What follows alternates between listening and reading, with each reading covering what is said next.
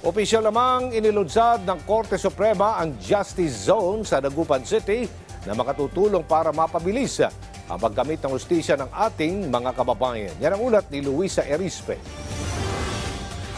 Sinisikap ng Korte Suprema na mabilis na makakamtan ang bawat mamamayan ng hustisya sa bansa.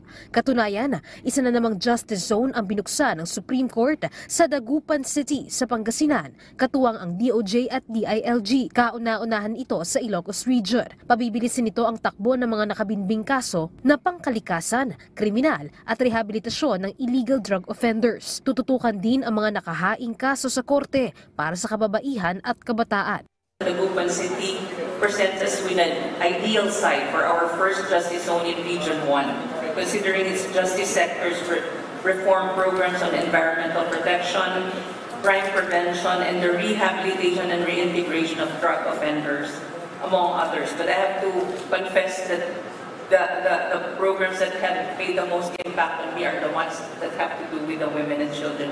Ayon kay Chief Justice Alexander Gesmundo, hindi lang mabilis ang paglutas sa mga kaso ang maitutulong ng Justice Zone sa mga taga-Pangasinan.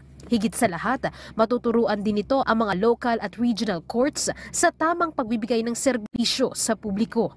Our goal is to strengthen the capacity of our local communities, harnessing the bayanihan, enabling them to work together and providing the systems and resources that they need to dispense justice our people deserve.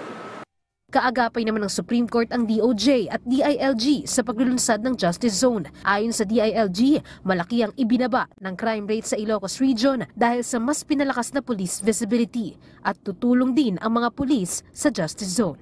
Patuloy pong makikipagtulungan ang DILG kasama ng ating attached agencies, particular ang Philippine National Police at Bureau of Jail Management and Penology sa mga inisyatiba ng GSCC. Patuloy kaming aalalay at gagabay sa mga pamahalang lokal katulad ng siyudad ng Dagupan para mas paigtingin ang ating mithiin, makapaghatid ng maayos, mabilis at patas na hustisya.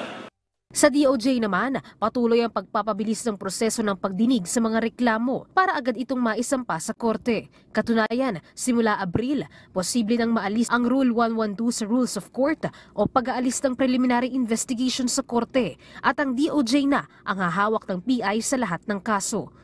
Mag-umpisa na lang na maging ma-enforce in respect to all cases pagkatapos na i-file yung criminal information. Pagkatapos ng preliminary investigation, trial na. Hindi mo na pwedeng ibalik pa yan para i-determine na kung meron bang ebidensya na isampa yung kaso. Kasi ang pagsampa o hindi pagsampa ng kaso ay katungkulan na, eksklusibo at nakalaan na lamang yan sa Department of Justice. Bukod naman sa kaso, patuloy din ang pagpapalaya ng mga PDL sa ilalim ng Bucor. Pinag-aaralan din ng DOJ ang pagbuo ng Technical Working Group para naman sa medical parole sa ilang mga PDL.